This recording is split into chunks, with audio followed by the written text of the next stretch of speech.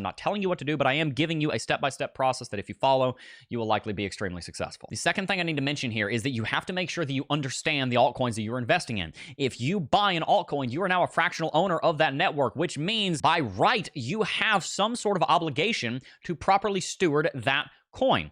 You need to accrue knowledge in it because we know knowledge leads to understanding, understanding leads to wisdom, and the fruits of wisdom are all good things. With those two caveats out of the way, let's talk about the ratios because we're going to do everything by ratios. We start off with 30% of however much money you're going to put in every week or month, whatever the number is. 30% goes into Bitcoin and Ethereum. Divide that however you want. Start out at 20% into Bitcoin, 10% into ETH, but you can move around the percentages. Then put 40% of the weekly allocation into the medium caps, into those quote-unquote growth stocks, growth cryptocurrencies. Again, only putting altcoins in this section that you understand, that you've done research on, that you've looked at the charts on, you've looked into the team, you kind of know the purpose behind them, you know where they've been, where they're likely to go, you know if something bad happens to them. If Solana's in this bucket, then you knew the day that it went out because you're keeping track of these things. Then we're going to put the final 30% into the small cap. These are, again, like the penny stocks. These are cryptocurrencies that could go boom or bust. They could 10x or they could go to zero.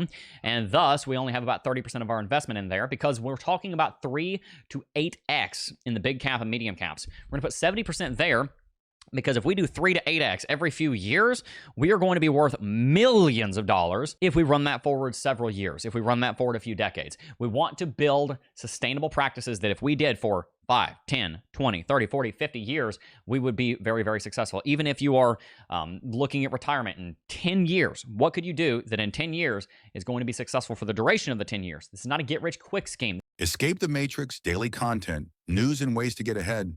Links in bio, like and sub. Let's escape.